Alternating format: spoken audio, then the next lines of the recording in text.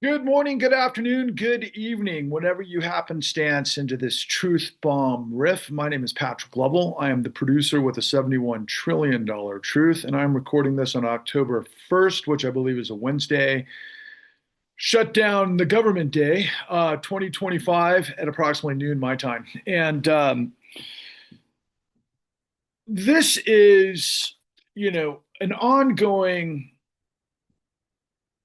effort to try to convey what it is that I have, the information I have, to the millions of people that need to wrap their heads around it in context to what's going on. I've been doing this for about 3 years. I think this is my 674th truth bomb riff over that period of time. And if those of you who have watched a number of these might recall, I used to refer to them as some sort of amalgamation of a lecture, um, you know, uh, a sermon and or all of the above in conjunction with self-help therapy.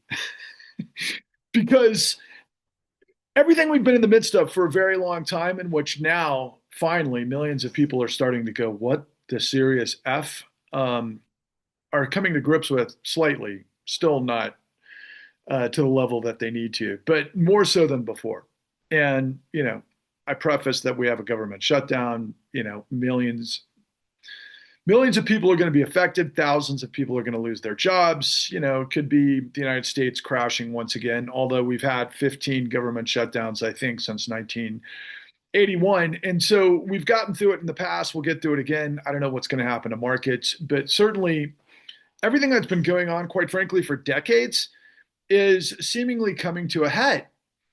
And to what degree, I don't know. But if you read the tea leaves and you start, quite frankly, with yesterday's performative scenario where all the top brass of the United States military was flown from around the world to attend, um, a messaging public from, of course, Secretary of the Defense, skateboard to the nuts, Fox commentator Pete Hegseth, the drunk abuser of women and everything that goes with that, literally stood on stage among other sound bites that I heard, and I didn't watch the entire address, said things that we're not going to accept fat officers anymore, that's, not going to be accepted or tolerated walking around the Pentagon if you're overweight. And, meanwhile, we see, I love how Virginia Woolf of IHIP refers to Donald Trump as Cankle's McTaco tits. And I constantly see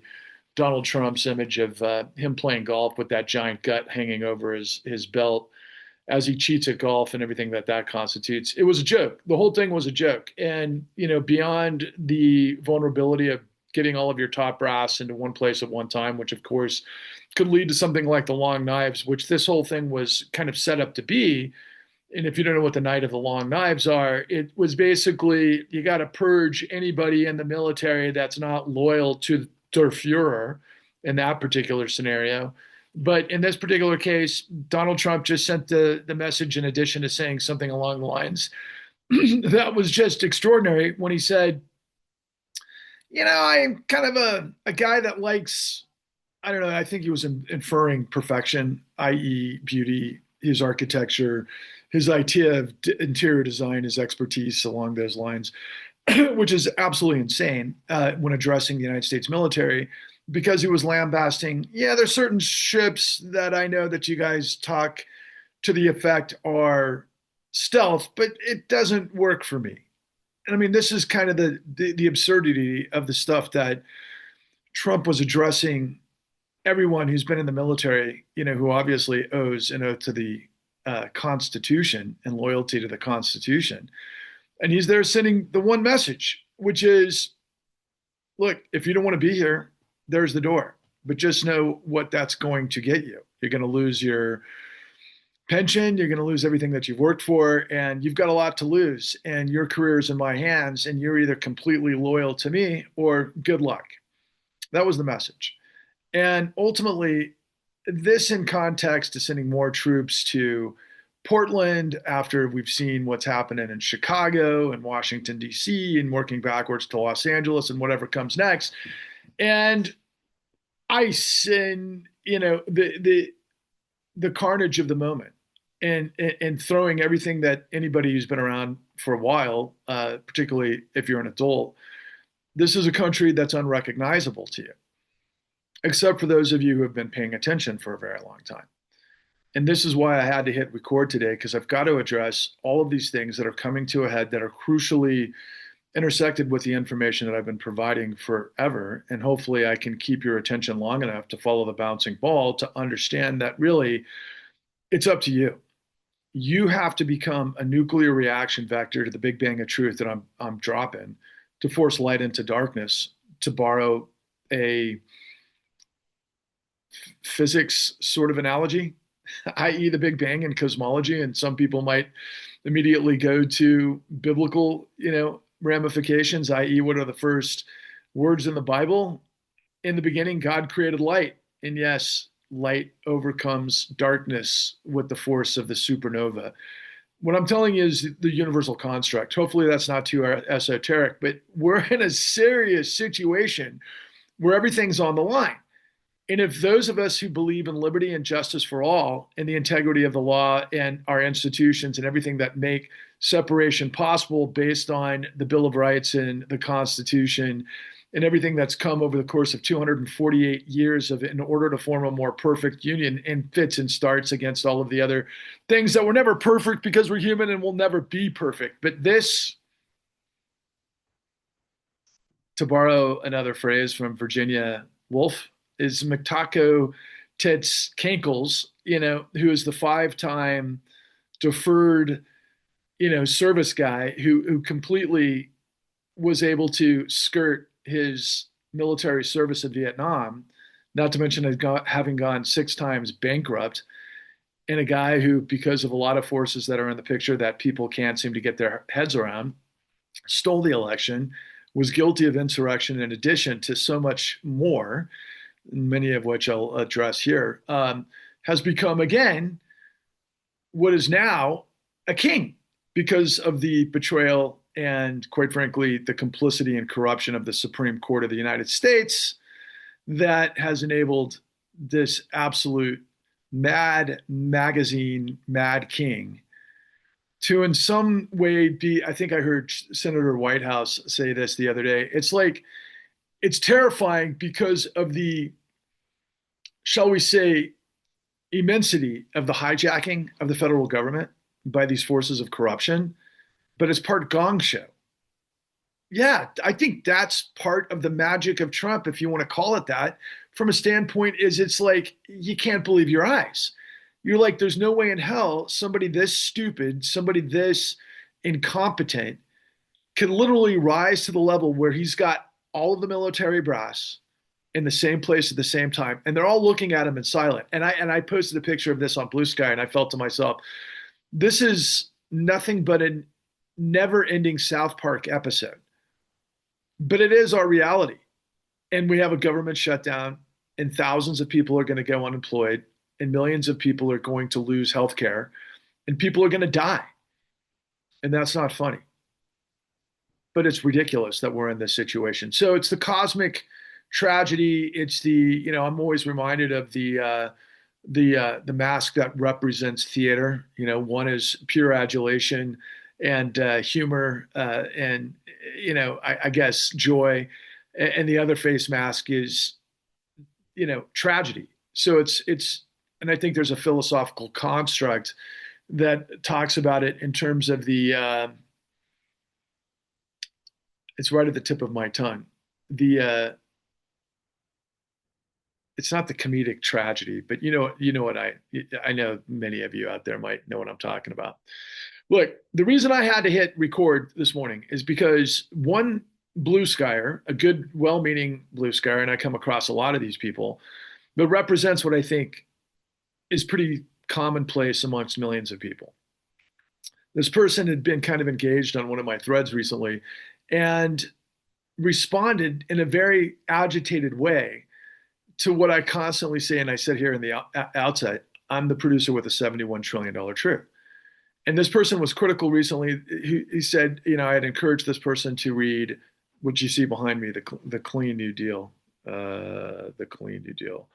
The Clean New Deal. And the person responded and said, yeah, I tried to, but because I see your name, Patrick Lovell, you come across as kind of like a guy that's like, it's your way or the highway. And yeah, I can see that, but that's not what's going on here. I'm not your savior, nor do I have any intention of being a dictator. I'm a producer. I'm a producer, which means I put things together. And quite frankly, the way my mind works and everything else, you got to think about what it is that I'm about to reveal to you as a big puzzle. And I'm just giving you all the pieces to hopefully create the eureka in your mind that will make you finally understand that the entirety of power, whether it's media or government, has been pissing on your head, telling you it's rain for now decades. But it's insane. But it's not rocket science. It's racketeering, which means it's criminal. And everybody knows that. Everybody knows that, we're in a situation where the system is corrupt, but nobody knows who did what, when, and how. And nobody knows how the system works because they don't know how the system works, period. They don't know that there's 535 representatives in both houses of, Congress. They don't know how bills are made, except for those maybe who grew up in my era where we had, something along the lines of Schoolhouse Rock talking about, I'm just a bill. Yeah, I'm only a bill. And I'm, sitting here on Capitol Hill. Yeah, you kind of have an understanding how things come together and how politics works. And many people have seen movies throughout their lifetimes, one of which I'll say is very, I think, incredibly helpful to understand kind of the evolution of democracy if you really want to know the truth. It was Martin Scorsese's Gangs of New York. Anybody remember Bill the Butcher and grabbing all of the immigrants off the boat and how that worked in terms of getting votes?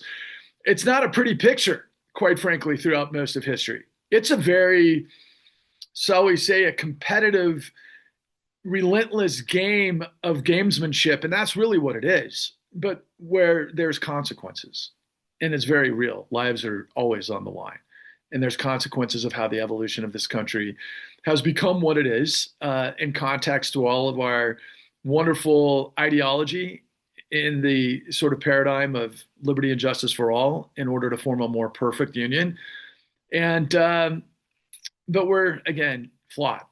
And this person's reaction to what I can constantly reveal, which is my name is Patrick Lovell, the producer with a $71 trillion truth. And because this person's head's probably in all of these insane things that are happening, either with, ongoing scenarios with the war in Gaza, obviously the shutdown in the government, Donald Trump activating ICE troops behind masks, and all of the images and the videos that we've seen of women and immigrants and old people being completely beat up and spread to send the message that if you get out of line, we're coming for you, against the backdrop of, is any of this legal? Okay, but who's stopping Trump? And then that brings me full circle to the military, you would hope, would be kind of the last line of defense. And like, no, we're not going to be loyal and we're not going to serve you. But they sat there silent. And that's their mission, right? All generals and admirals and everybody in the military are supposed to sit silent in front of, our political leaders because they serve the Constitution. They're not political. They're not supposed to be. They take orders, they do their orders, but then we've got this dilemma, of course.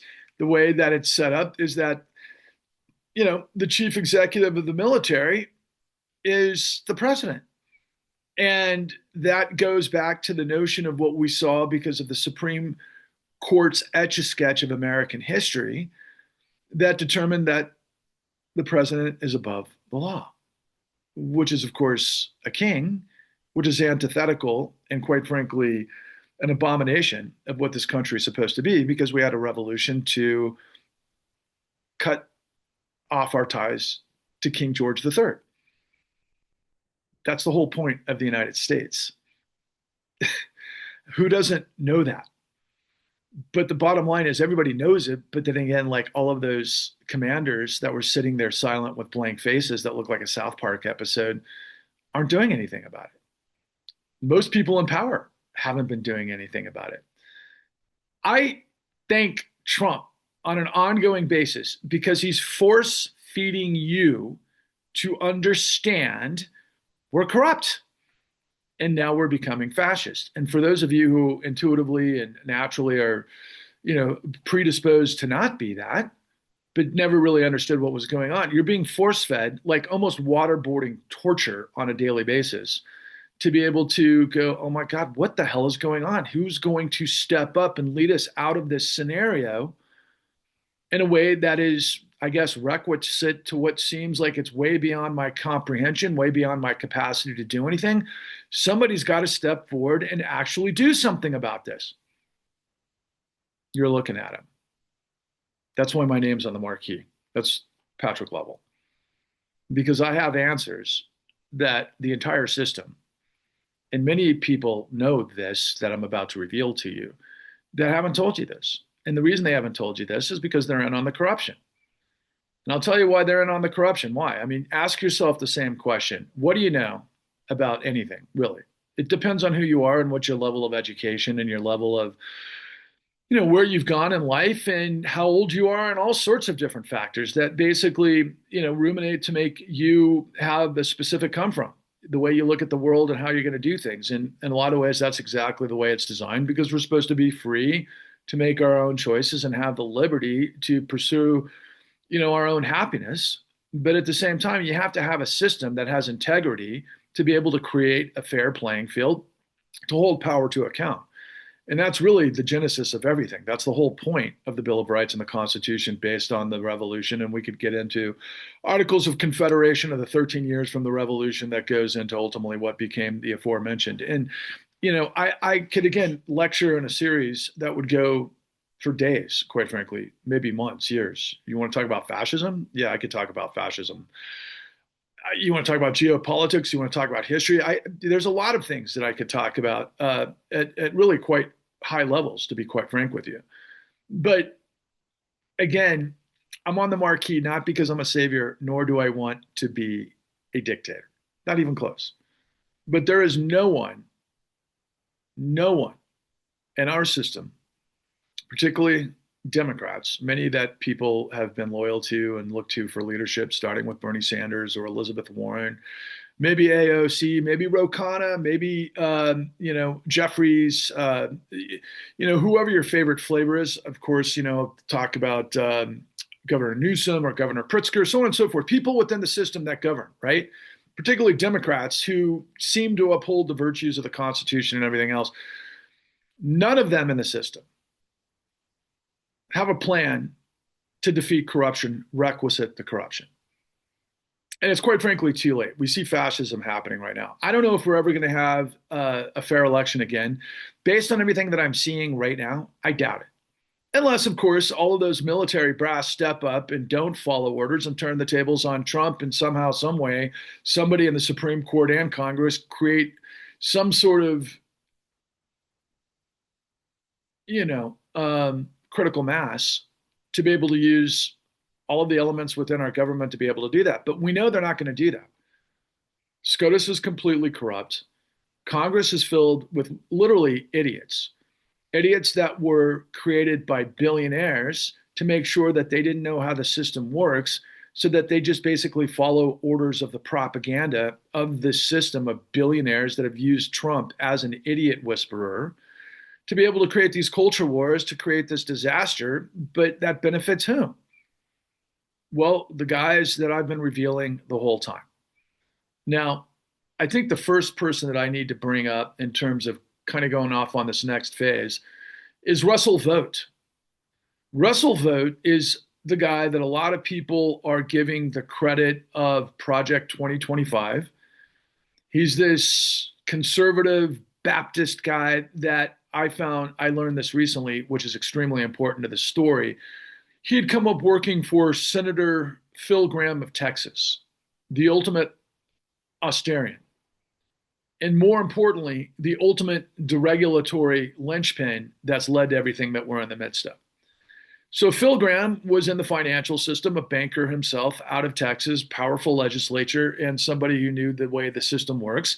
And he came up during the Clinton administration, and he and his wife, Wendy Lee Graham, who was on the board of Enron, were very effectual and influential in deregulation. Deregulation that led to the likes of basically kneecapping and destroying all the lessons we learned after the Great Depression.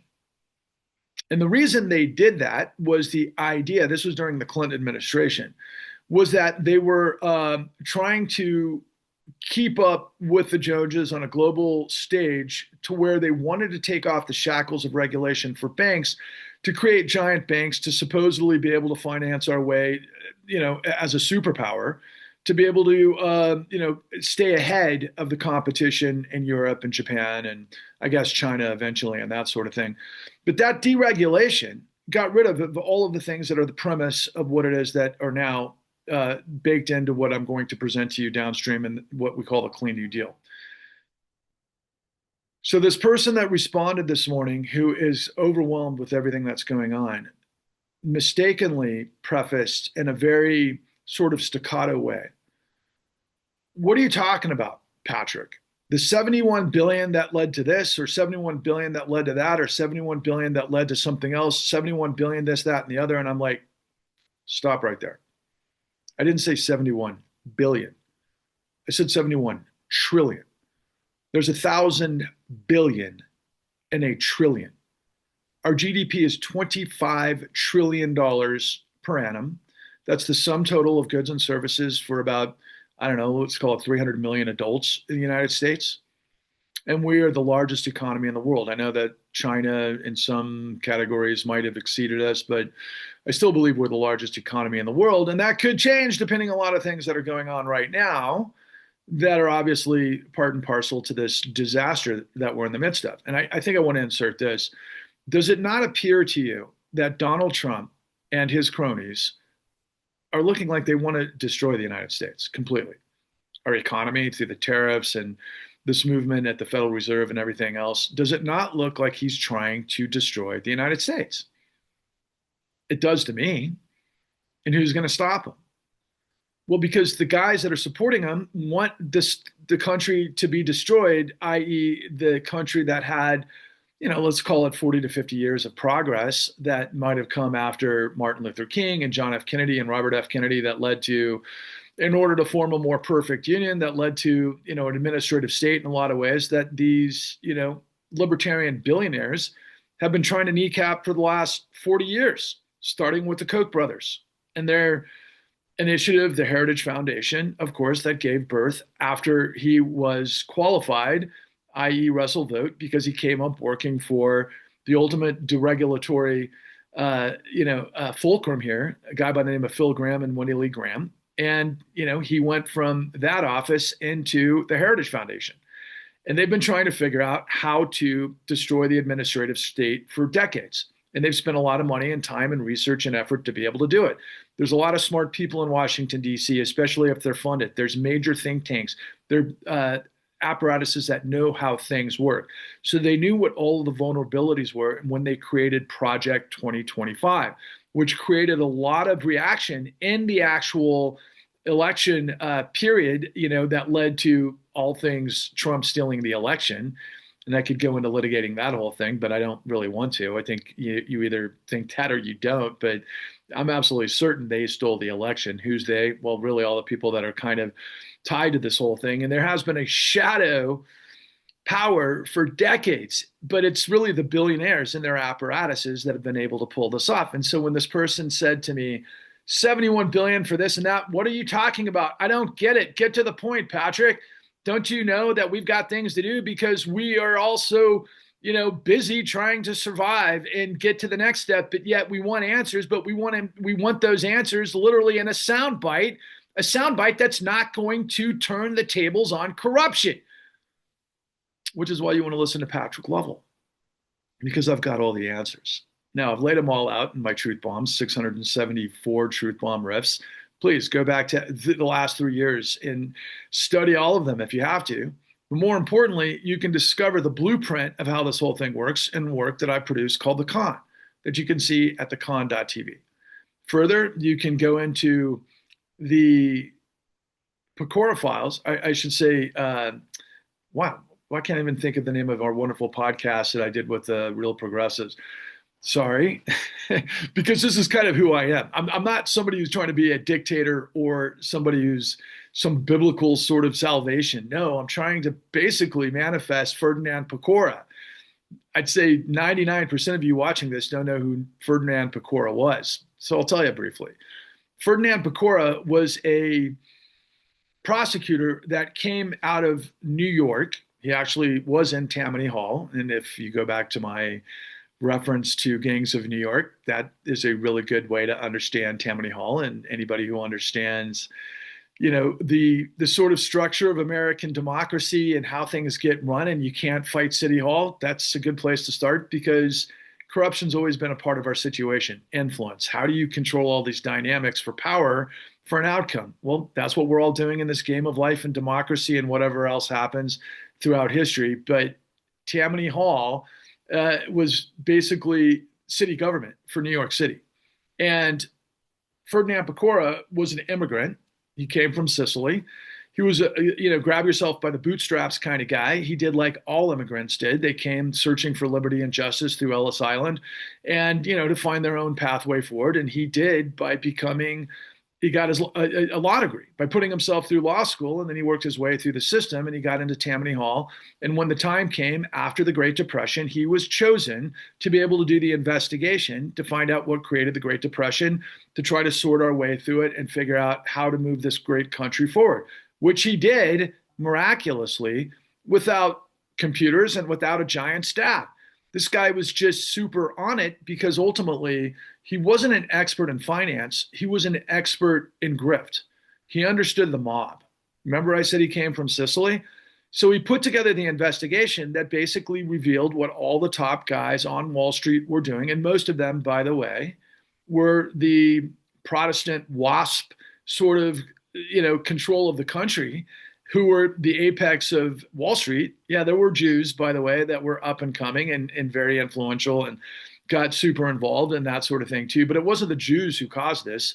It was the Protestants that caused this. Although I think everybody has blood on their hands. Doesn't matter what religious affiliation you had. I'm just talking about the power structure. But when Ferdinand Pecora figured out how all of these things worked, he presented it to the American people at a time where 25% of the American populace were unemployed, living in Hoovervilles. And so, for example, Central Park in Manhattan was a Hooverville. And people were suffering. They were in breadlines. They were trying to sort out what was going on. There wasn't 1,000 different, media sort of apparatuses that overwhelm your life every single day because of the way things are now and the way things can be manipulated now. People were suffering, and there was only 3 major sort of media apparatuses, and they were all covering the same information. And he was asking the right questions and revealed what created the Great Depression. And as a result of that, they figured out several different answers to fix what had sunk the economic system of the United States. The first was they created the Glass-Steagall Act. And that was to separate commercial banking from investment banking.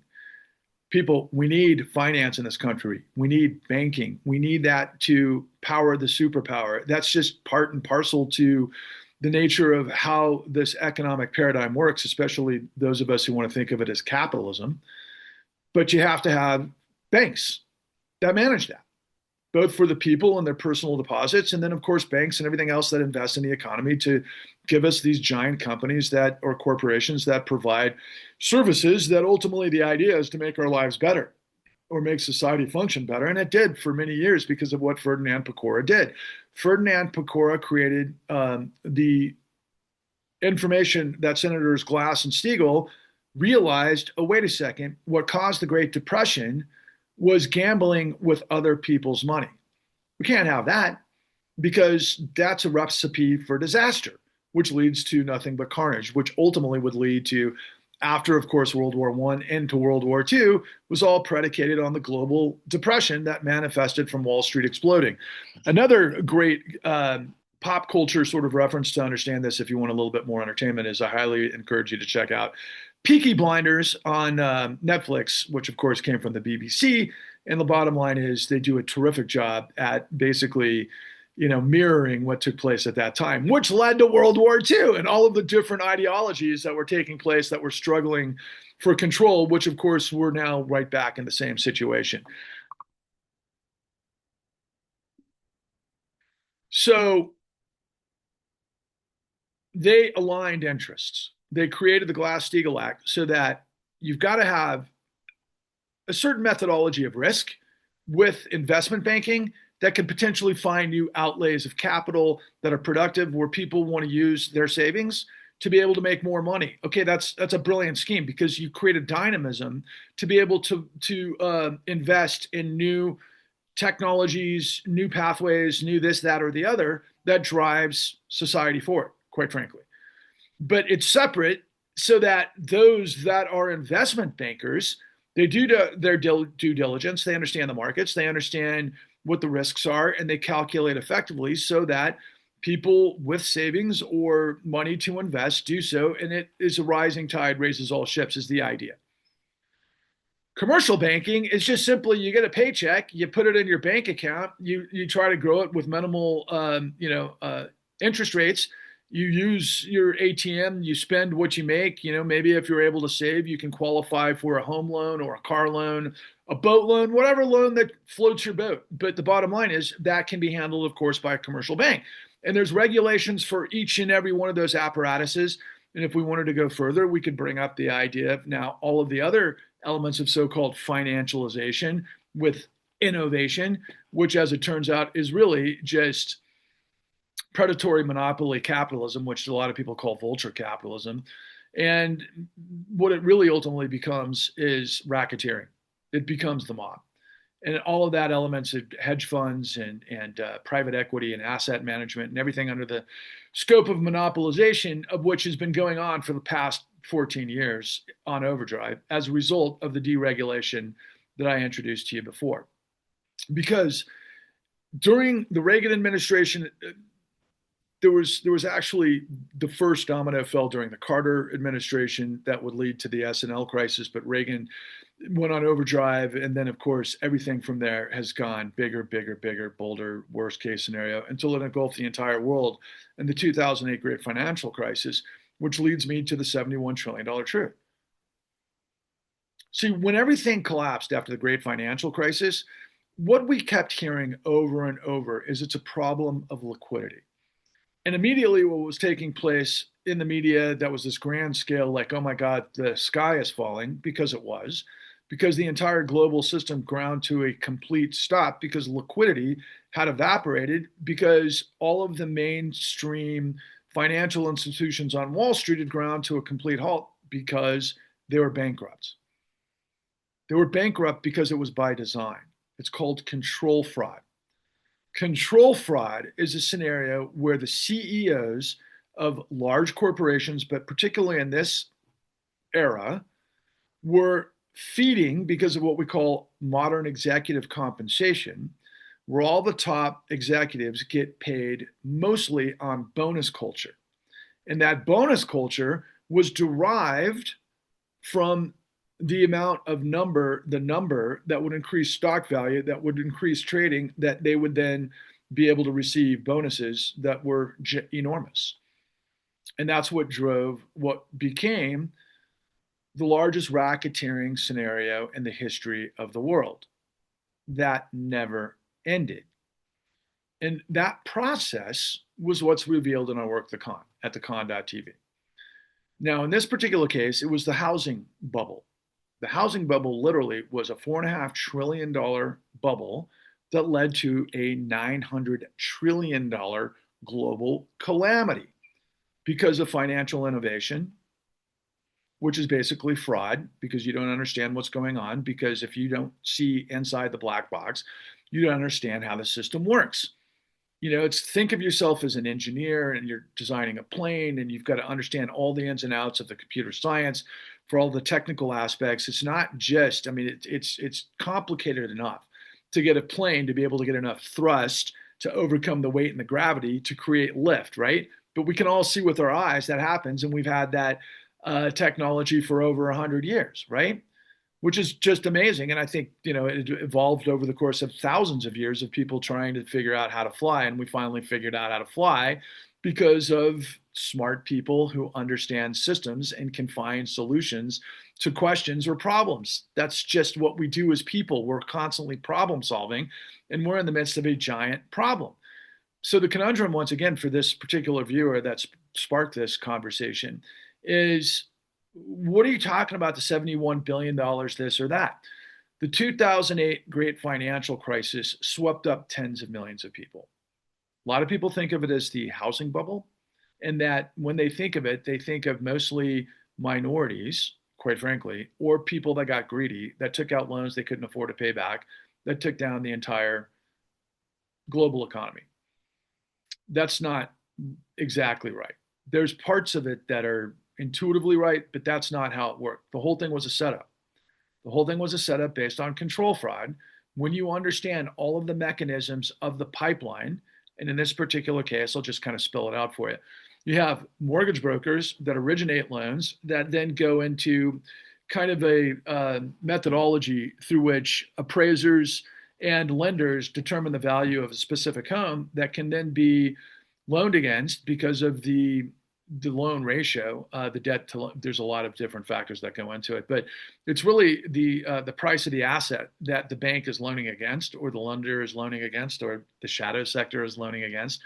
And they packaged all of these loans, tens of millions of them, into mortgage-backed securities that then they sold to pensions around the world, as well as countries and counties and municipalities, you name it. But there's a process and a methodology that when you are selling a product, because of what we learned during the Great Depression, that led to Ferdinand Pecora causing Senator Glass and Stiegel to determine, that you have to be able to align interests to be able to create a safety and soundness of the economic system so that things don't get out of control, because people can always manipulate things. People can always lie, steal, and cheat to be able to create outcomes to where in the short term, they can make outrageous gains, and then they're not there when the house of cards falls because they already made out with the loot. That's basically effectively what control fraud is. And that's what our entire financial system did, that ultimately blew up tens of millions of people. Now, it wasn't just people that took out loans, though. It took out people that had been working forever, whether it was laborers or people that were teachers or people that worked in, whatever union, and people that saved money their whole time because they have money managers that would manage 401ks or whatever their particular system was, to where they were investing in mortgage-backed securities, which had already all had been rubber stamped AAA, which is part of the system of regulation. When you have the credit rating agencies, just like the appraisers, just like the mortgage brokers, everybody is supposed to confirm every which way to Sunday who the person is that's borrowing, that they can afford to pay that loan back. That's the entire system of credit, and a huge part of capitalism, quite frankly. In fact, probably the most important part when you consider the situation that we're in at the moment. But that being said, that the whole thing turned out to be a lie. And I'm serious, it was a lie. They were selling liars' loans between, let's call it 2004 to 2007. And I got this information as the investigative journalist that really went to the ends of the universe and back to get all of this information, that I read every word probably 7 times of the Federal Crisis Inquiry Commission. There was basically somewhat of a smoke and mirrors situation, not unlike the 9/11 Commission hearing, but that tried to get to the bottom of what created the great financial crisis. And they did some fantastic work. But like all of these political sort of initiations to get to the bottom of what created the madness, it's too little too late, and it has hyper partisanship, because people that are assigned positions of authority can really muck up the whole system if they're actually working for the bad guys. And that was part and parcel of what was going on with the Federal Crisis Inquiry Commission, because of politics, because of the corruption that we've been in the midst of the whole time, which is a derivative of revolving door. Okay, when you get people that come out of the industry, they go into positions of regulation, they're going to work for the industry because they're going to get paid more money to come out the other side. And they basically do their business to what we call obfuscate, hide, lie, deny, switch the blame, implicate, whatever you want to talk about, these psychological asymmetric scenarios that prevent really just understanding what it is that I'm telling you. And I'm the black box of this information. So, what is the black box? If an airplane goes down in an accident, what do we have? We have investigators go find out where the black box is, and then they pull out the data from the black box to understand what caused that accident so that they can, guide the industry forward so that accident's not going to happen again. That's the idea. And by the way, that's what pretty much Ferdinand Pecora did successfully against monumental odds in a way because he's a brilliant guy, absolutely brilliant, to be able to get government to react and actually create laws that would look out for the safety and soundness of the political system, the economic system. Because if the economic system doesn't work, you're going to have fluctuations and you're going to have corruption and you're going to have disaster. And you can use any metaphor you want. The USS Titanic, for example, have we hit the iceberg? That's exactly what Donald Trump is, right? He is the consequence of everything that I'm talking about.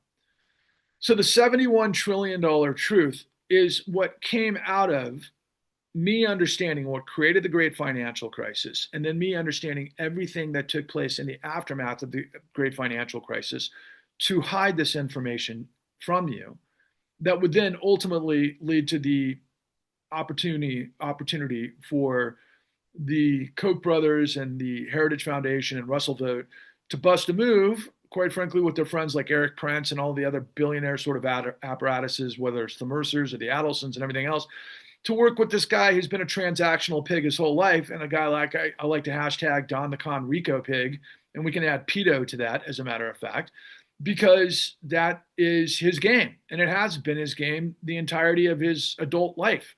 Even though at the end of it, we can see, like some of the others that I had prefaced before, call him Diaper Don, right? Because he's just titty baby, I think they call him.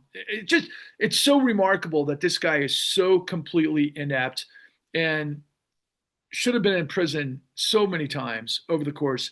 But what he is a reflection of, honestly, is who we are. He is the growth of the tumor in real life that you can't avoid.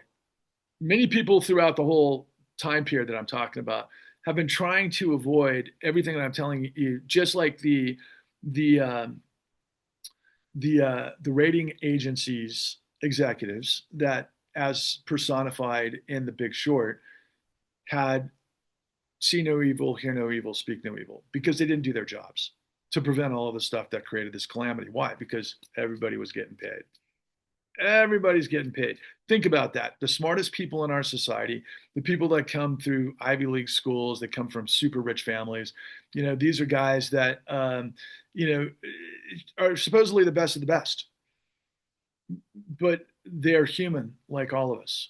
And they're corrupt and weak and cowards. And they do what the power tells them to do. So much so that now it's just in the open. I call Trump the emperor's new clothes on really bad acid that's now mixed with arsenic because of the fascism that we're all in the midst of. And so the $71 trillion truth is what the Federal Reserve did because nobody understands how the system is supposed to work. And they were able to, as Hank Paulson said at the time, he threatened over and over and over, hey, investment community around the world, I've got the bazooka. I'm going to come save the day. And of course, his lackey, Tim Geithner, who became the Secretary of the Treasury, he famously said, the American people are going to be foam on the runway for the crashing financial system. What did that mean? Well, all of these lies that created the liar's loans that became liar securities that blew up all of the pensions around the world in this act of incredible financial terrorism that had magnitudes larger impact than 9/11. Trust me, 9/11 was horrific, and I'm one that never minimizes what 9/11, which is actually part of this in an ancillary way. But in terms of the global impact, and we could discuss, if we needed to, comparing apples to oranges and that sort of thing. But in terms of economic calamity, nothing comes close to the 2008 great financial crisis. And we've never recovered from that. And by we, I mean the 99%. Now, granted, the top 10%, it's probably more accurate to call, the top 90 or the bottom 90%. But this is all about wealth inequality, and this is all about the problems of the law because the system, because of the $71 trillion that I'm telling you, and that 71 trillion figure that I'm telling you is broken up over the course of roughly, let's call it 10 years. That happened between 2009 and 2019. But in the immediate aftermath of the great financial crisis, the government circled the wagons and sold to the American people because we had Obama ride in on his, white horse and basically be change we can believe in. But he swept all of this under the rug because he put everybody in power that created this absolute global catastrophe to clean up the mess for themselves in the top 0.001%.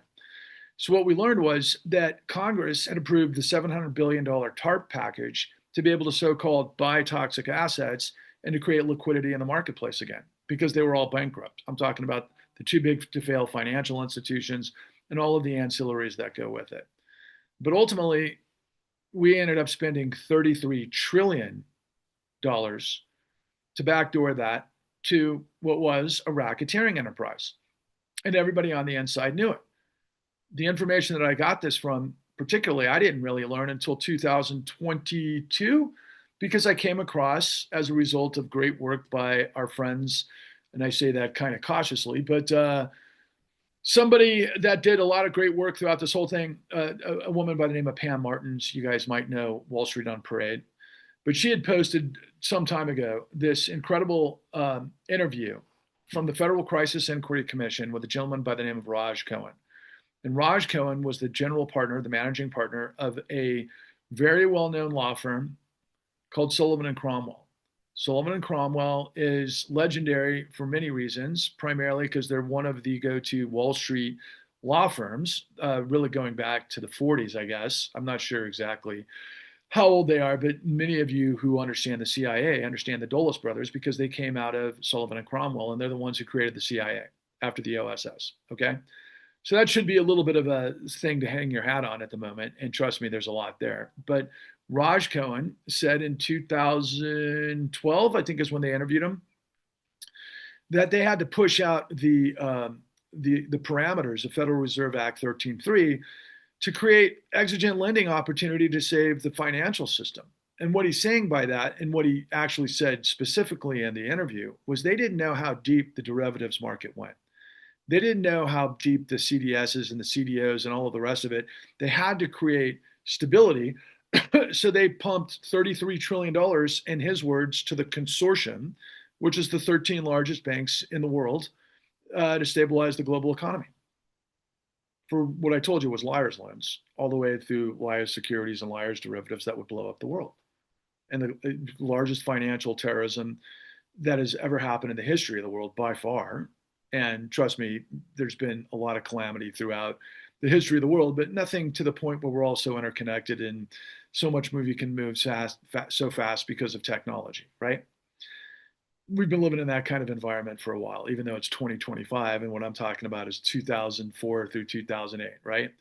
So ultimately, $33 trillion gets pile drived into the system that basically represents, let's call it 300,000 individuals, because that's about how big Wall Street is. But that's the apparatus that we started feeding billionaires, the billionaires that own the entirety of now the world, quite frankly. And they're even going further than they did then because of all the calamity that we're seeing in our hands right now, care of this insanity that we're all in the midst of.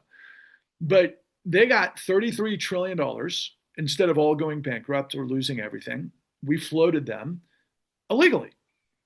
The Federal Reserve Act 13.3, which came out of the Federal Reserve, was built such that, and it says this in the statutes, it's obviously because we have, and when they created this, it wasn't exactly the way it became because there was evolutions. So we had the aftermath of the great financial crisis where they had the wherewithal to understand in the statutes based on Federal Reserve Act 13.3 when they wrote these statutes that the exigent lending capacity of the federal government could not be used in circumstances to backstop commodities speculation. And it says manifestly the real estate, real estate as one of the commodities that it references. It says that explicitly. That's exactly what we did to the tune of $33 trillion. There's 1,000 billion in a trillion. But it didn't stop there. There was another $16 trillion in quantitative easing, which just simply means that they lowered interest rates for a longer period of time and they worked a lot of workarounds so that the banks could pursue and purchase all of the assets that they could then put on the sidelines until it would come a time to where, asset growth could grow again, which manifested because what happened in the aftermath of 2008. Well, many of you may recall that huge, and it's so crystal clear now looking back, many huge asset managers, in fact, the largest one in the world being BlackRock, but Blackstone ended up becoming the largest real estate owner in the United States. They were buying up houses all over the country, and they have been throughout, right? And there's a way they do that because the way money works and the way you can get loans and you can package this whole thing and how you sell it into pensions and so forth. As a matter of fact, many people might recall from this era that the Goldman Sachs was referred to as from Matt Taibbi as the giant vampire squid that would wrap its head around humanity, kind of like what we're seeing in Aliens Earth, if you've been watching that recently, to use its blood funnel to suck all of the money out of the system. And yeah, Goldman Sachs has definitely been one of the big boys in that realm for really my whole lifetime. But they didn't really become known publicly until after the 2008 great financial crisis. But it was BlackRock that came to the rescue, that would manage the rebuild and the float the markets vis-a-vis Federal Reserve Act 13.3. And many of you may recall that not too many people understood who BlackRock and Blackstone was. And by the way, they specialized in mortgage-backed securities prior to that.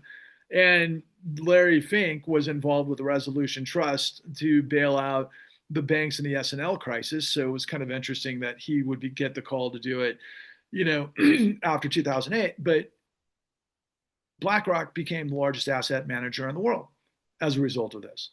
They chose the winners and losers. They got onto the boards of just about everything, including media, because the information that we put together on the con had a shot to be on some of the bigger platforms. And then we got kneecapped because I'm pretty sure we got blacklisted. Many people might remember during the trial of Donald Trump in Alvin Bragg's courtroom that would lead to the 34 felony counts of falsifying business records and deception, that were illegal based on election laws in the state of New York that would lead to the 34 felonies. Ultimately, that story revealed the catch and kill modus operandi of the likes of, I love the guy's name, David Pecker of the National Enquirer, right? With Stormy Daniels. They basically had to quash her story. That's part and parcel to what took Donald Trump down in terms of the 34 felony counts. So I think that's what BlackRock did to us and what you can find for free because all of the American people buy our lies on the con, at the con.tv, which reveals all this information intimately, which is the information the Department of Justice under Eric Holder and Barack Obama didn't do on behalf of the American people because they saved maybe the global economy, but they let the bad guys get away with the largest racketeering enterprise in the history of the world that basically fed on destroying widows, especially African-American widows. So if you're seeing Lisa Cook trend right now, I hope you think of the name Addie Polk, who was the revelation through her tragedy of the world's largest racketeering enterprise in the history of the world. Have I lost you yet? Are you still watching? I kind of feel like quitting and going, nobody's going to watch this, but I got to get this out of my mouth because it is what this gentleman responded to this morning, man or woman, who said, what are you talking about? The $71 billion, this, that, and the other. What are we going to do? The sky is falling. Oh my God. We've got all of these, military people coming to bend the knee to Donald Trump to create this fascist empire. That's going to do what, guys? Are we going to see the No Kings rally basically get, surrounded by ICE and the military, and they're going to create martial law? I mean, I know a lot of us are thinking that's a possibility, not to mention, what we've seen by going after Kimmel and going after, boy, my God, Stephen Colbert and et cetera, right? I mean, this is This is the whole thing. It's paint by the numbers fascism. This is what these guys have been trying to do the whole time. But you could call it communism because you could call it Putin. I mean, Putin's done this since '99, but of course Stalin did this throughout the entirety of the Soviet Union after the Red Revolution in 1999, the 1919. Yeah, it's all kind of step and repeat, my friends. And we're in the midst of all of that madness now. But you got to understand that none of this happens without the money. By the way, just a sidebar, what did Donald Trump say to the UN last week after what do they call the escalator gate and all of the other things that we were like making fun of and late night show taco stuff because of the nature of the echo chamber? He declared war on renewable energy. It's insane. Meanwhile, you know, and that's what he gets paid by, and all of the stuff and the turmoil in the Middle East and the fossil fuel companies and creating perpetuating the system that we've had since I was a kid, and I understand well the oil and gas industry. But the $71 trillion truth was we gave it to the billionaires, and I got to the $16 trillion quantitative easing, and that was to buy back toxic assets that the banks created through this racketeering, and they got away with it because there was no criminal investigation or, massive racketeering initiative by the Department of Justice to hold the power to account because they didn't want to, because they got paid off by it. Who's they? The system. Is Obama going to ride in on his, white horse to save the day? He's the one that allowed all of this stuff to happen. And by the way, Putin has known this since the late 90s. Donald Trump's been a useful idiot in the whole time, and that's going to get to this situation. I guess I have to just get to it and just kind of spit it out because, my God, I guess this is a rehearsal for what I'm going to try to do with a whole bunch of podcasters coming up, but I got to tighten it up and I got to make it all make sense. So we gave tens of trillions of dollars to the people who set up tens of millions of people around the globe illegally, which is racketeering, which is criminality, that all the CEOs should have gone to jail like they were the heads of mafia, families, but instead they're in charge of mafia companies. What I like to say all the time is that we're not a democracy. We're a corporate fascist state that uses the full faith and credit of the United States to guarantee the mafiocracy that is now fueling fascism. And that's socialism for criminals. That's what it is. And I know that's hard for a lot of you socialists to stomach, but that's exactly what we've done. And if you can't get there, you can't understand how to fix the problem, which is why I'm telling you all this. And by the way, if you're doing your math and you've been able to follow the bouncing ball this long, you know that I only up to about 49 trillion because of the 33 trillion in 2009 to stabilize immediately what went down instead of TARP being the $700 billion to basically stabilize the global economy, but it only stabilized the economy for the billionaires, in which they were freaking making money hand over fist as a result of all the stuff that happened afterwards. Then 16 trillion, that's 41 trillion. And then we had another 19 trillion. We had another 19 trillion in 2019. That manifested from a global run in repo, which is pretty much similar to what happened in 2008. But for some reason, this had incurred itself from Japanese SoftBank, and I'm not sure why, or nobody really fully understands why. We just know what went into plugging the holes. That was all before COVID, by the way. And then Steve Mnuchin and Trump during the first administration utilized Federal Reserve Act 13.3 illegal again to bail out casinos, for example, and cruise lines and airlines and all the rest of it.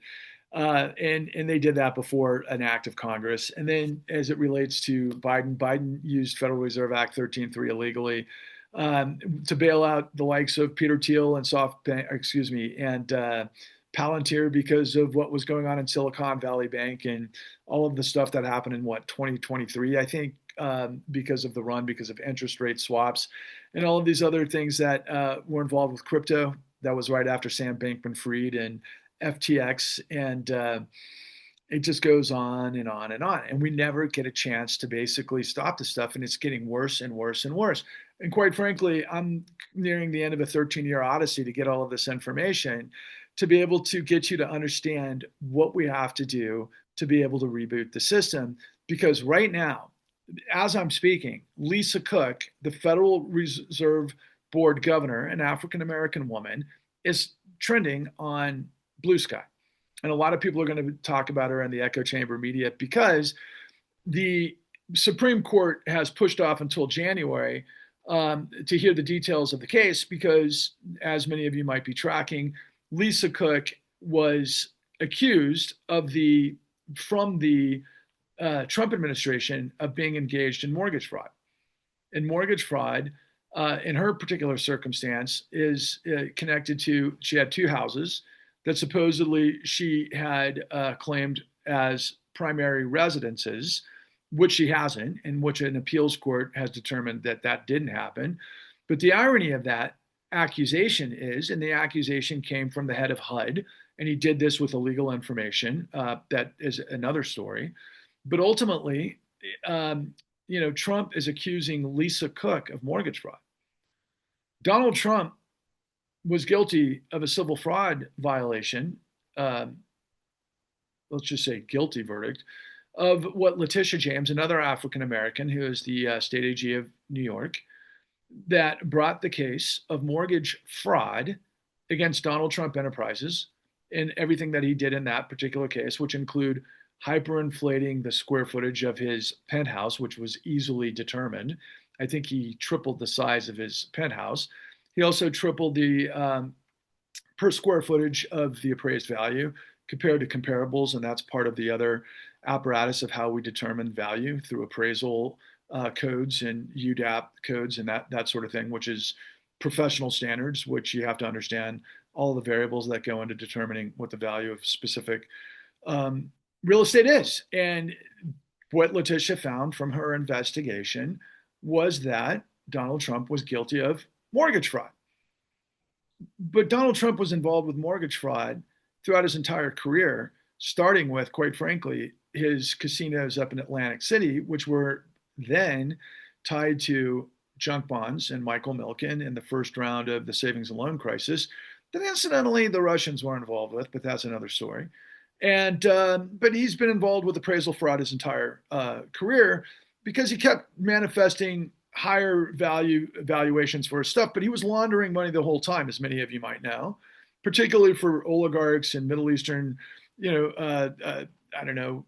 monarchies like the Saudis or UAE and so on and so forth, where they were just dumping money into New York real estate, which was hyperinflating the value. And in real estate, it is kind of like buyer beware, but it's also, somebody will get what they can, but it's all based on these codes, which are professional.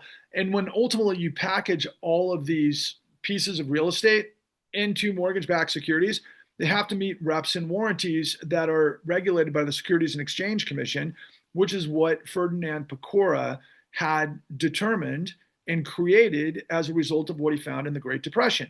So not only did he create the Glass-Steagall Act from his investigation, but they also created the Securities and Exchange Act of 1933 and the Securities and Exchange Commission, which is supposed to police Wall Street because you can't sell securities based on deceptive acts and practices. Otherwise, the whole thing's a lie. And the whole thing's a setup. The whole thing's a Ponzi scheme. The whole thing, like the Beastie Boys would say, is a sabotage, which is exactly what I'm telling you, which is the 2008 great financial crisis. And the relevance to now, because you might ask yourself, Jesus Christ, I don't want to waddle through all of this information. The minutia is killing me because I got to get on to listening to some people lie to me that won't be able to tell me what exactly is going on so that I can still run around in circles and be completely ineffective as a citizen because I have a bandwidth of a squirrel. Well, I'm not talking to you. I'm talking to the other people that are still hanging in there to understand, oh my God, this guy Patrick is now making sense. Suddenly everything is coming into focus. Because why? Because Lisa Cook is trending, because of the Supreme Court and what's going to happen there because of mortgage fraud that also relates to Letitia James.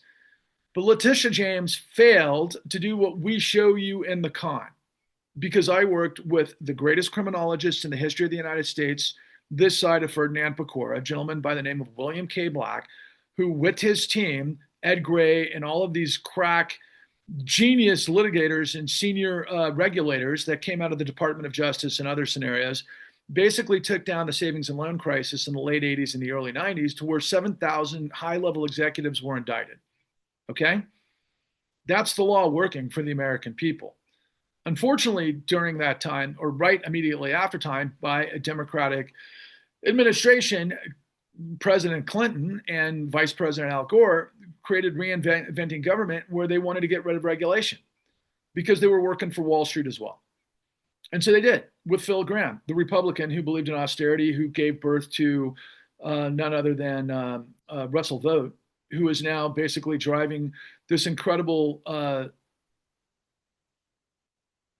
diabolical betrayal of the United States for billionaires, with, of course, none other than Stephen Miller, who is the face, and it might even be the president at this moment, while Donald Trump is doing whatever stupidity is on the golf course and everywhere else that humiliates both him and us every single day that he's in the presidency. But ultimately, the the situation where I left off with Letitia James is she didn't understand that Deutsche Bank was actually providing the loans to Donald Trump because they were part of control fraud. One, the CEOs get paid off that way. That's part of their bonus culture. But B, as it relates to Deutsche Bank, they had been a funnel for all things Russian extraction for decades. They were laundering money from Putin and the billionaire oligarchs, which of course is all based on real value because of timber, oil, minerals, you name it, but just extracting it out of Russia while Putin took over complete control to basically invest in Western markets. And I've got a theory on that, which I'll get to next week, which is more than I knew before because of great work by a guy by the name of Zev Shalev, and we'll talk about that next week. But let's just say this. It appears that they gave the West enough rope to hang themselves with greed, because you can see greed and stupidity and lawlessness, because you see the same players over and over in the asset managers, as well as the hedge funds, the giant hedge funds, private equity. All of these guys have been around for a long time, and they're uber billionaires. And they've been part and parcel to this pump and dump, pump and dump, pump and dump, massive, massive, massive carnage of racketeering that's destroyed the middle class of the United States, but it's also destroyed the law and the integrity of the law, which was destroyed before Donald Trump became president, which is why Donald Trump became president. How many of you were like, Merrick Garland completely failed? Yeah, he failed because he's a useful tool. Also, they knew he wouldn't, prosecute the law until it was too late, because now then you got guys like Eric Holder and everybody during 2024, and supposedly, Kamala Harris was going to, basically be the prosecutor against the felon, but it never happened because she wanted to etch a sketch everything that I'm telling you. And she wanted us to be like, like breaking up from a divorce or something like that. Turn the page. Let's forget the past. But unfortunately, you can't forget the past when the past is in control because of all of the carnage of corruption that I'm revealing to you. And where it ends up at this moment is, and it's so distracting with this phone in the background. I feel like pushing pause, but I'm going to continue on. So I finished with Letitia James, right? So Letitia James didn't do the investigation to understand that it was Deutsche Bank that was laundering money involved with control fraud, because if she had, then she would have to expose what Eric Holder's Department of Justice didn't do, because that's part of this whole story as well, right? So she stopped short and she just made it, let's do the death penalty for the Trump enterprise and we'll let it stick. Well, it didn't stick. He ended up stealing the presidency. Now he's in a position where he's completely corrupted the Department of Justice and the FBI and all manner, shape, or form of the institutions that are supposed to regulate the law on behalf of the American people and the Constitution, but instead are now doing it completely for corruption, which we can all see. What did I say at the beginning? Corruption burns and fuels fascism. That's where we are. This is authoritarianism 101, but I think it's fascism, and it's going to get a lot worse if we don't get a control of this. So I just connected Lisa Cook, Letitia James, Deutsche Bank, Trump, and Putin, mortgage fraud. And then how does that relate to the Fed board governor, Lisa Cook, as it relates to what I'm telling you? Now, the information that I have that no one else has ever revealed to you beyond the $71 trillion truth and everything else on floating the racketeering enterprise that's global. But how did they do that with the law breaking down? How did they break down the law? Well, at the point at the moment is that because this is going to go to the Supreme Court with Lisa Cook, that the question is the independence of the Federal Reserve. that the Federal Reserve has to be independent to regulate markets. Because if you've got somebody like Donald Trump, who's a complete criminal racketeer, he can manipulate the markets based on what works for him before and after elections. But we're never going to have elections again, I have a feeling. But all of the other things that could just lead to more corruption that feeds more money to both Trump and to himself, especially if there's no regulation and he's in charge, right? How many of you do not understand that Donald Trump has already pocketed $7 billion in the last 9 months of becoming president? $7 billion. The salary of the president of the United States is $460,000, and he's the most powerful person in the world. And we have laws because of I was about to say posse comitatus, but that's as it relates to obviously the military being used against American citizens. The law that tries to prevent it's in the Constitution, of course, that presidents can't be bought through corruption, and it's at the tip of my tongue, but obviously I've got a lot on my mind. So Donald Trump has pocketed $7 billion since he's taken the presidency, while destroying tens of thousands of jobs, maybe destroying millions of people's health care, and on down the line, not to mention science and everything else that makes us a superpower. And this from a guy that wouldn't have graduated Wharton Business School if he hadn't cheated or bought his way through it, and deferred military service 5 times, talking to all of the brass about loyalty. Not to mention he went bankrupted 6 times, and the American people of failures voted this guy in, even though they stole the presidency. And but he has tens of millions of supporters. There's no question about it. But tens of millions of supporters who have no idea how government works, and they're like looking in every different direction. Oh my God, it's this, that, and the other. It's the progressives. It's these guys trying to get government to work for people that are vulnerable, of which most of those on MAGA are also, who depend on Medicare or Medicaid and all of the other things. And people who aren't vulnerable depend on Medicare. They paid for it their whole careers. They have that coming to them because that's part of the process of what, previous, going back to FDR and Social Security and all of the rest, right?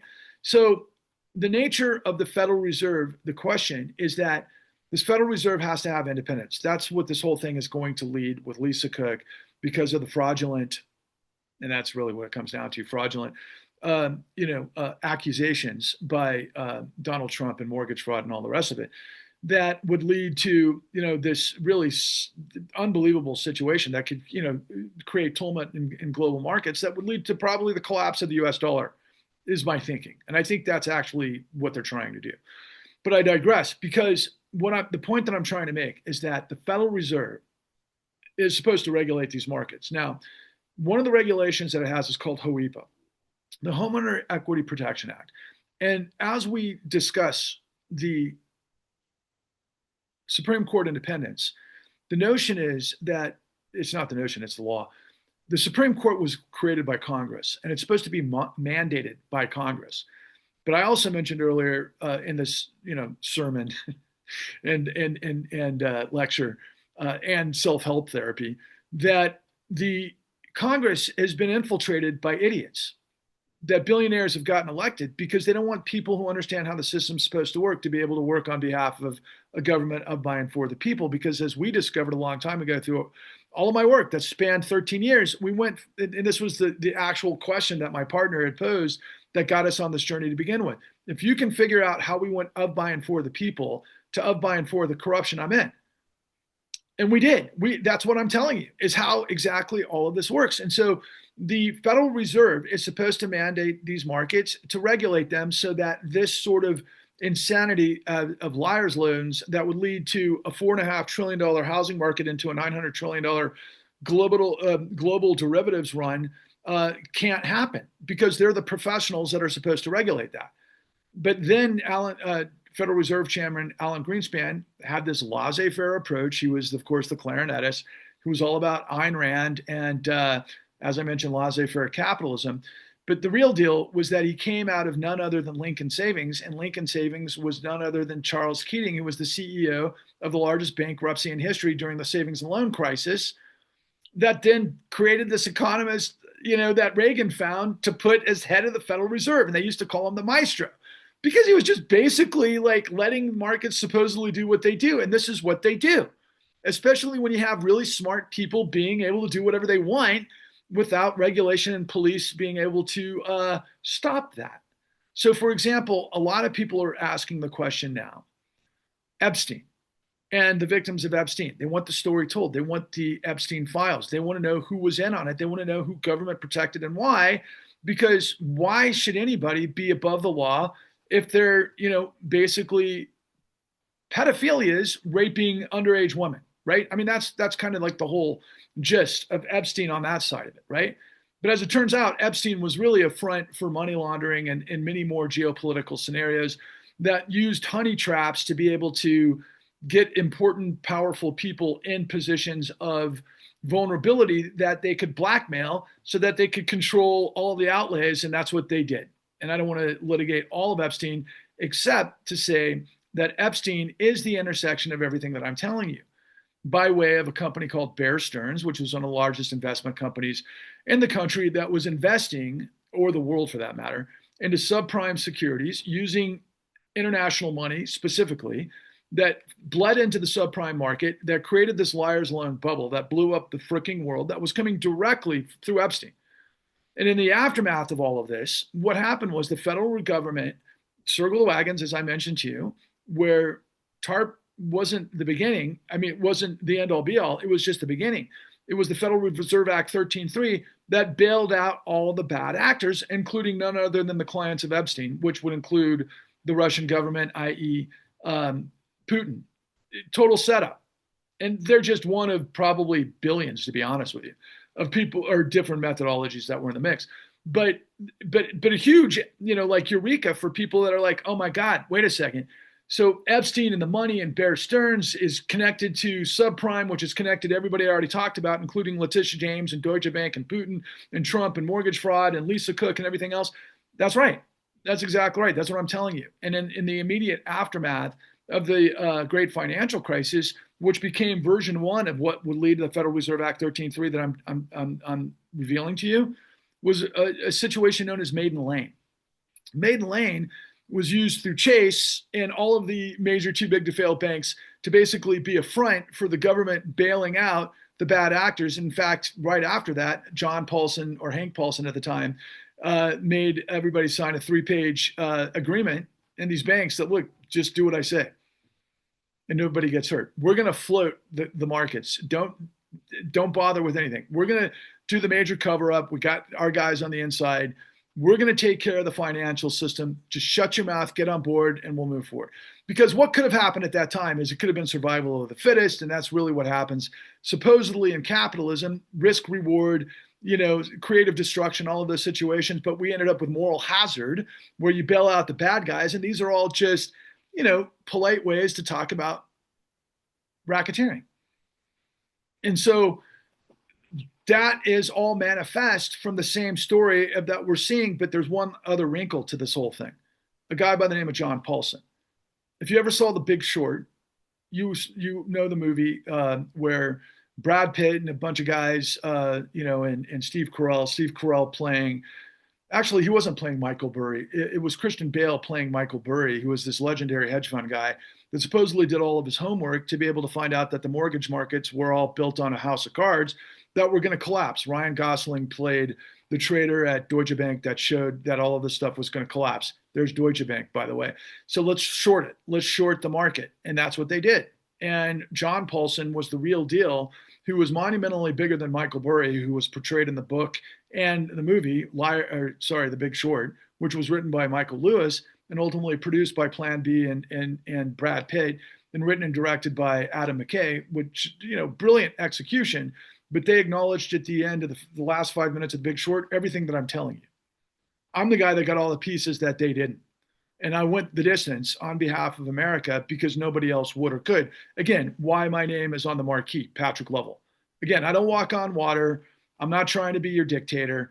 I'm the producer that's trying to create and turn the tables on this manifestation of fascism, because I'm anti-fascist is my North Star.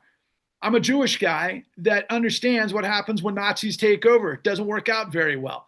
I'm all about liberty and justice for all. And I can't believe all of this other, perverted circumnavigation of all of the other things that we'd have to deal with. And I don't want to speak for another, 2 hours or whatever. I want to sum this up from this perspective. So The nature of the Supreme Court as it relates to all of these things is 2 years ago. I got to finish with John Paulson. John Paulson didn't just do his homework. He and his guys, and I've got the evidence of this from the highest sources, they handpicked the worst of the worst liars loans to plug into all of these securities that they knew they could get grease in the rails and get their fees on the way up. And then they backed up the Brinks truck and they bet the big short. They got the biggest windfall in history from this trade that landed them in comparison to what was the biggest trade in history that was none other than George Soros shorting the English sterling, I think in 1998-ish, and this happened in 2008.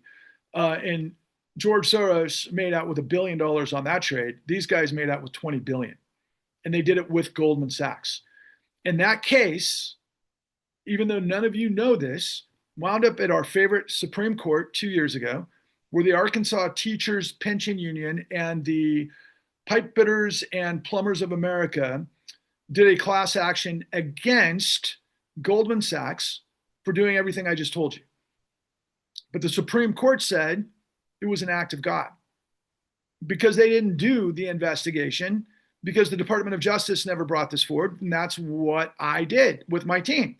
We did what the $90 billion apparatus of the Department of Justice, the Securities and Exchange Commission, the FBI, and state AGs around the country, and regulators such as the Office of the Comptroller of the Currency, Office of Thrift Supervision, which no longer exists, and others weren't able to do for the American people because of corruption, which destroyed everything, which is the largest financial terrorism in the history of the world, that has created this smash and grab hijacking of our country by billionaires that we gave tens of trillions of dollars to illegally for free.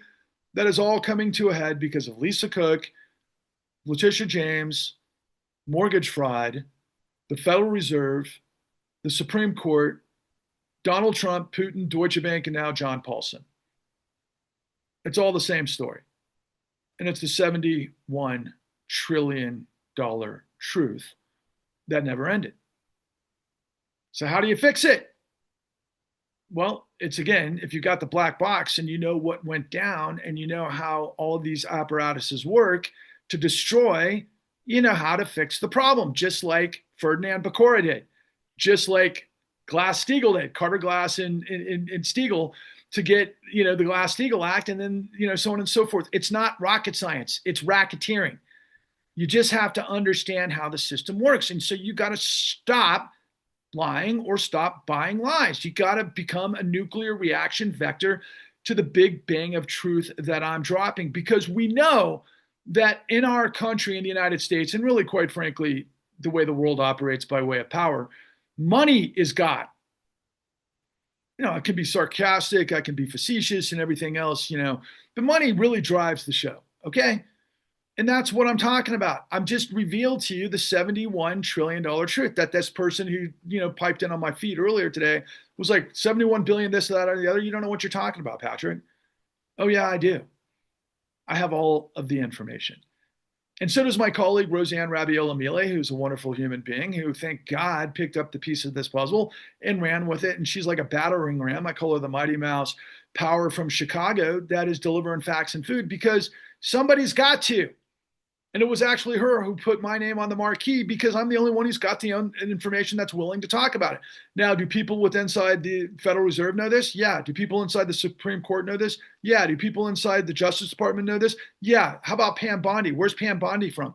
Pam Bondi actually made her bones based on the story that I'm telling you. She basically worked for Bank of America as the Attorney General of Florida, and was completely up to her eyeballs in what we call Chain of Title, which was a fantastic book by David Dayen, which is part and parcel to the information that I share. So I think I did a pretty robust job trying to get all the points that are in my head. It probably went way longer than I wanted to, but for those of you who stuck it out and got into it, I'm always available for questions, but please discover my work. Please understand that the answers to all of this madness are in the Clean New Deal. And I don't want to spell it out right now because I would take another 20 minutes, 30 minutes, and I don't really want to do that. I want you to read it based on all of the problems that I had just teed up for you. But I promise you guys that until and unless millions of us get our minds around the truth, which we can't when we have this consolidation of media that is purging the voices that can actually challenge the scenario. And they're going to make what? Antifa a terrorist organization? I mean, come on, talking about lie, deny, switch the blame, and implicate. We're talking about financial terrorism that is baked in corruption, that is creating fascism, which is terrorism. You know, and it's like, people, we're Americans. Don't you understand that we're supposed to stand for liberty and justice for all? Haven't you seen Superman? Don't you believe in Batman against, the Joker in Gotham? I mean, come on, this is the American sort of way. These are our principles. We were born out of tyranny to create the Bill of Rights and the Constitution, in order to form a more perfect union. And have we gotten it more right than wrong? No, we've probably gotten it more wrong than right. But that doesn't matter, because people are flawed, and we still have to drive forward. So when you, me, and everyone you see who believes in liberty and decency and dignity and beauty and sustainability, when we merge in unity to support the Clean New Deal, it is our destiny to purge the misery of tyranny, to unleash the possibility, the renaissance of possibility. When you have the truth, you live in light. When you live a lie, you're depraved. When you have the truth, you're bulletproof. When you live a lie, inside you die. Stop lying. Stop buying lives. Please like, subscribe, and share. Please get this information to everybody you know. Please explore this information. Please tune into the stuff that I deliver on a daily basis. But if you need to watch this time and time again, this is the only way we're going to be able to get out of this madness, is the Clean New Deal. It's the only way. And the only reason that you're going to listen to me, it's not because I want to be your savior. It's not because I want to be a dictator. In fact, I have no interest in getting into the political, role as somebody who runs for office. I do, however, want to encourage everybody running for office to wrap their heads around the Clean New Deal, to understand this is the only way that is requisite the corruption that we're in the midst of. And I also want to, lead an activist sort of civil rights like movement that we spell out in the Clean New Deal, to basically do what we've got to do to get our democracy back, to get the law back, to get the integrity back, to get a system that is of, by, and for the people. And the only way that's going to happen is if you become a big bang of truth, a nuclear reaction vector to the big bang of truth, to force the light of truth into the heart of darkness. We got to turn the tables, my friends. That's what Americans do. That's what dynamic, resilient people that are willing to battle in the trenches and go on this righteous grind on behalf of, quite frankly, liberty, justice for all. Hey, man, thank you for listening. Onwards and upwards. I have no idea how long I talked, but wow. Thanks. Bye.